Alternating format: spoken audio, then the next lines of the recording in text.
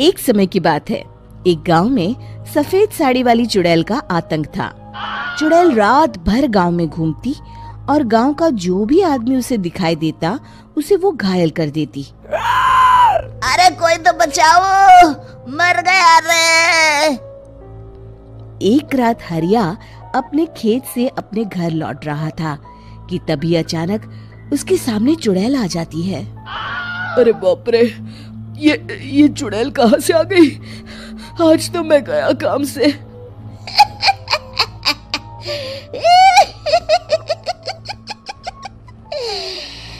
आज मुझे मेरा शिकार मिल गया। अरे चुड़ैल दीदी, मुझे छोड़ दो। जैसे ही चुड़ैल हरिया की तरफ बढ़ती है, हरिया वहाँ से भाग जाता है और अपने घर के दरवाजे पे पहुँचता है। अरे भगवान, जल्दी से दरवाजा खोलो, मेरे पीछे चुड़ैल पड़ी है। हरिया की पत्नी जल्दी से दरवाजा खोल देती है। अरे आप इतना हाफ क्यों रहे हैं? अरे मेरे पीछे चुड़ैल पड़ी है, आज तो मैं बाल बाल बच गया।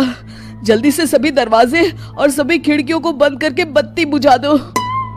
तभी चुड़ैल हरिया के घर के पास पहुंच जाती है।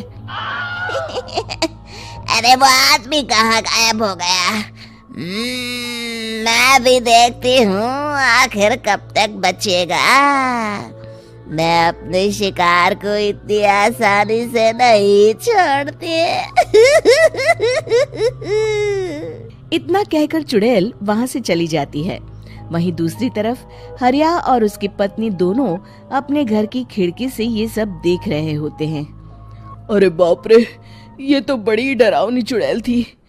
अगले दिन ये बात आग की तरह पूरे गांव में फैल जाती है और धीरे धीरे लोग चुड़ैल के डर के मारे शाम होते ही अपने घरों से बाहर निकलना बंद कर देते हैं। कुछ दिनों के बाद भाई, मैंने तो इस चुड़ैल के डर के मारे रात को अपने खेतों को पानी देना बंद कर दिया है। कहीं मेरी फसल सूख गई तो मैं तो कहीं का नहीं रहूंगा। साहूकार का कर्जा कैसे चुकाऊंगा? अरे भाई, पूरे गांव वालों का यही हाल है। पता नहीं ये चुड़ैल हमारे गांव में कहां से आ गई।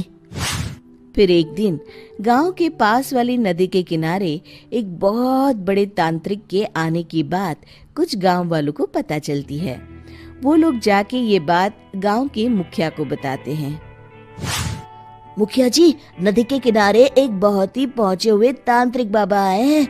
हमें उनसे मदद मांगनी चाहिए। मैंने सुना है वो बड़े बड़े भूतों और चुड़ैलों को अपने वश में कर लेते हैं।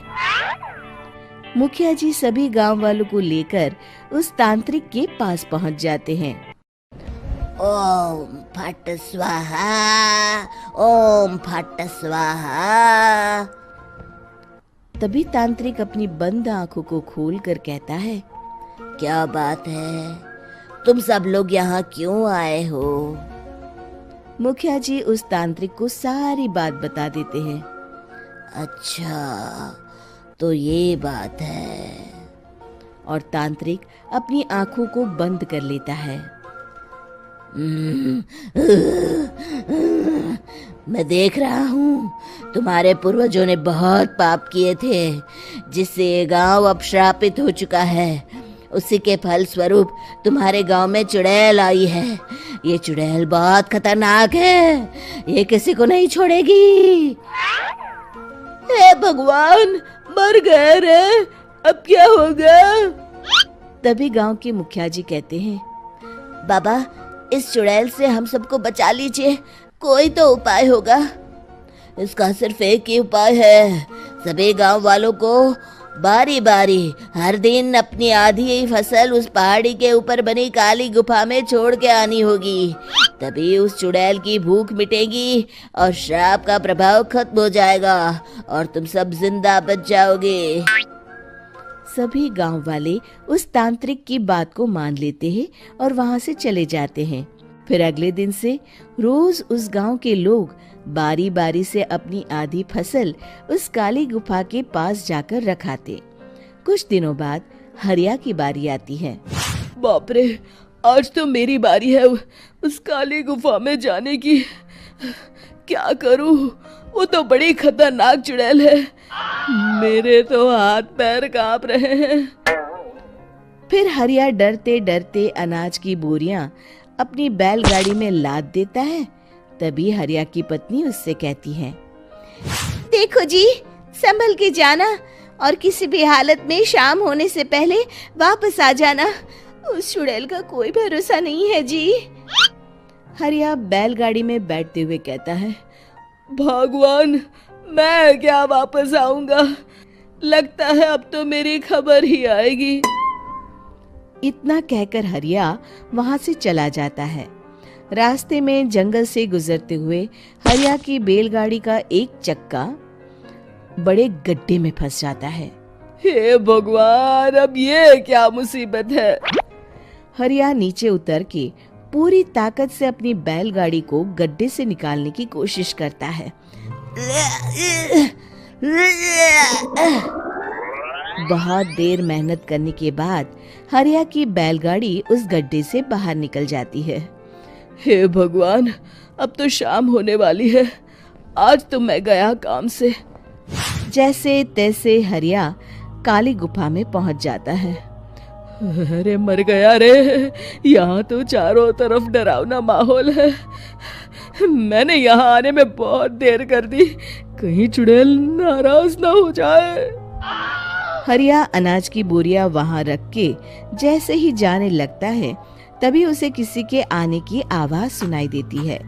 हरिया एक कोने में छुपकर अंदर देखने लगता है। चुड़ैल वहां आती है और फिर अपने चेहरे से नकली चुड़ैल का मुखौटा निकाल देती है। हरिया ये देख के हक्का बक्का रह जाता है। तभी चुड़ैल कहती है, भैया यहाँ आना। आज तो बहुत अनाज आया है, इसे मिलाकर अब हमारे पास ढेर सारा अनाज जमा हो गया है। कल ही हम इसे शहर में बेच आएंगे और माला माल हो जाएंगे। तभी अंदर से नदी के किनारे वाला तांत्रिक बाहर आता है। अरे, ये तो तांत्रिक बाबा है। हाँ, अब तो हम दोनों की जिंदगी मजे में कटेगी। गांव वालों को बेवकूफ बनाना इतना भी मुश्किल नहीं था। लोग तो तुम्हें सच में असली चुड़ैल समझते हैं। हाँ, तुमने सही कहा। अब ये गांव वाले चुड़ैल के डर से जिंदगी भर इस काली गुफा में अनाज पहुंचाते रहेंगे। अच्छा, तो ये बात है। ये दोनों पूरे गांव वालों को बेवकूफ बना रहे हैं। अभी जाकर सबको बताता हूँ। हरिया उन दोनों की पूरी बातें सुन लेता है और जल्दी से वापस गांव में आता है। गांव वालों को पूरी बात बता देता है। इससे पहले वो दोनों हमारा अनाज लेकर शहर जाए, हमें उन दोनों को पकड़ना होगा।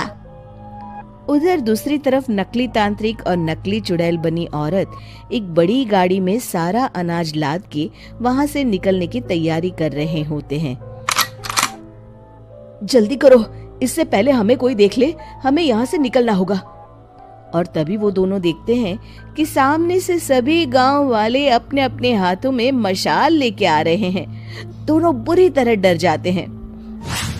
रुक जाओ, तुम दोनों का भांडा फूट चुका है। अरे मर गए रे, ये गांव वाले कहाँ से आ गए? तुमने क्या सोचा इतनी आसानी से यहाँ से निकल जाओगे?